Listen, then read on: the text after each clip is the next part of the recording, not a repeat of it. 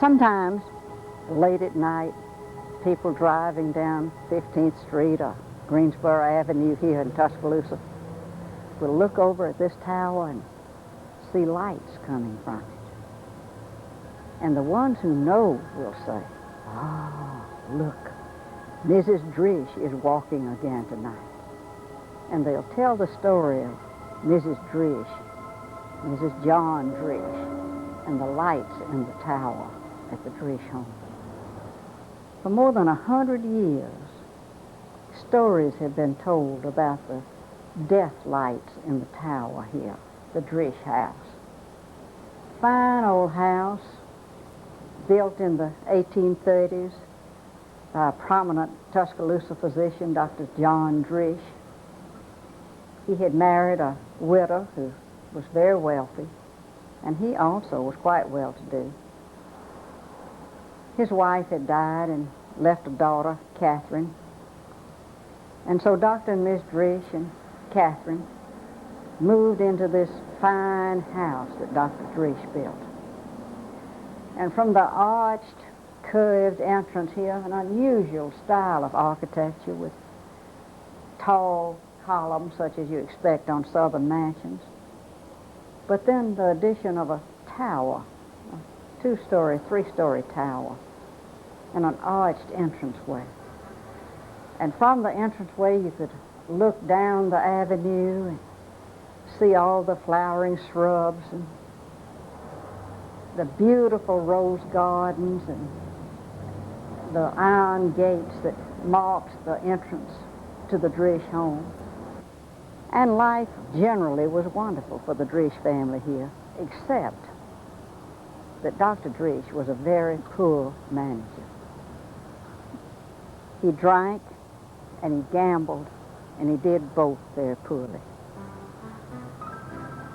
He would go to New Orleans, Mobile, come back drunk, sleep it off, continue his practice, his medical practice, and she would forgive him, and then it would happen over and over again, until he was so far gone in alcoholism that he began to have delirium tremens and had to be restrained in bed by the servants, and saw strange figures all around him up there in that tower room where he was staying. And one night he broke away from the servants and ran screaming into the hall and fell over the balcony there, dead. And soon after that, the servants here began to tell of hearing him late at night, his screams of sadness and of pain and of fright, and hearing his footsteps. And there were many reports of the ghost of Dr. Drish. But before he was buried, his body lay in state at this house. And Mrs. Drish, who wanted everything to be dignified and proper, burned candles around the coffin. And after the funeral, she said to her servants, "Save these candles. I want them burned around my coffin when I die." Well, she lived for perhaps 15, 16 more years. A niece, Mrs. Green, came to live with her. Mrs. Green had 2 little girls who added a great deal to the liveliness and the happiness of this house, which certainly needed it, because the daughter, Catherine, had become more and more peculiar, as they said, losing her mind, really. She had had a very unfortunate marriage. Her father had forced her into the marriage after he ran away the man whom she really loved. And that's a sad story in itself. Catherine stood in that tower and waved to her lover as he rode away on his horse. It was then that her madness began, and it was hurried along by her unfortunate marriage. So she was here, Mrs. Drish, and Mrs. Green, and the 2 little girls in their early teens.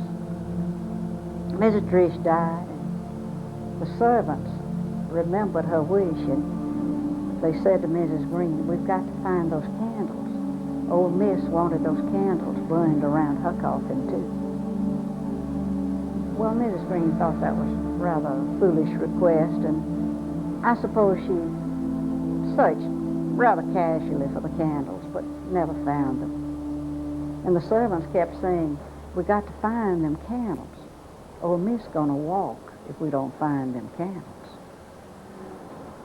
But they buried Mrs. Drish without ever having found the candles.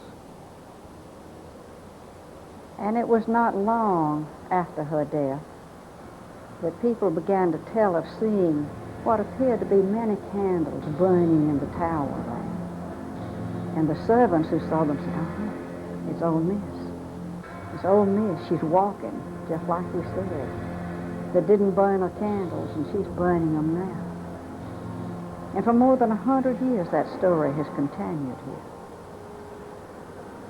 But Dr. Drish and Mrs. Drish not only inhabit this house, that ghost inhabit this house, they must have loved and enjoyed.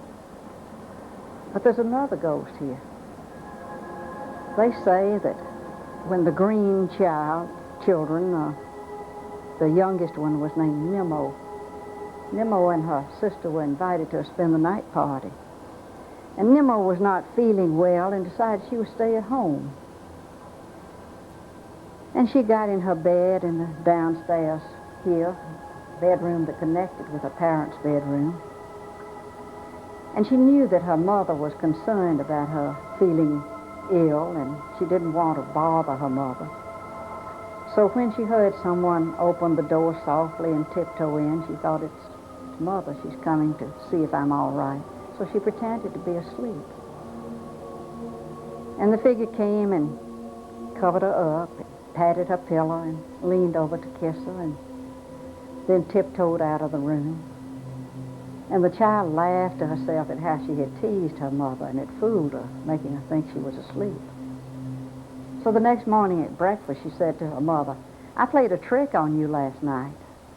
I wasn't really asleep when you came in the room and covered me up and patted my pillow and kissed me."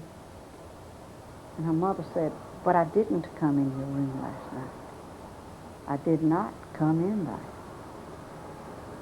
Well, they wondered about it, but they decided not to mention it to the sister who had been away spending the night and, of course, knew nothing of the happening. But the next night, exactly the same thing happened, except that this time it was the other sister who felt the presence in the room and someone pulling up the cover and patting the pillow. And she opened her eyes expecting to see her mother, but it was not her mother. And whoever it was hurried from the room, and the child sat up in bed and screamed, and her parents came into the room, and she said, "Somebody's come in and has covered me up." And indeed someone had. Strange thing that perhaps it was Catherine who came back to cover them up. Nobody's really sure. But years later, when the Green sisters were middle-aged women, they were visiting at a resort in North Alabama, and the guests were sitting around after supper one night telling ghost stories. A woman from Mobile, Mrs. Cothran, who was related to the Cothrans who later lived here, said, "Well, I can tell you a strange story." So my daughter was visiting in Tuscaloosa during commencement time at the University of Alabama and was invited to the dances.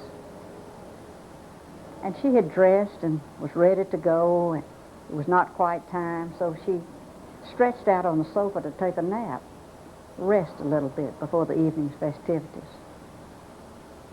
Said while she lay there, someone came in and took an Afghan and covered her up with it and patted the pillow she was lying on. And when she looked to see who it was, there was no one there. Well, the Green sisters looked at each other and burst out laughing and said, "We can tell you where that happened. That it was in Tuscaloosa at the Drish house, wasn't it?" And the woman said, "How do you know?" And they said, "When we were little girls, the same thing happened to us." And nobody's been covered up gently in this old dilapidated place, which is, well, it's going to be restored. Nobody's been covered up, or hugged, or kissed, or told stories to in a long time here. But people still see those flickering lights in the tower, and they still know that Mrs. Trish is walking and burning her candle.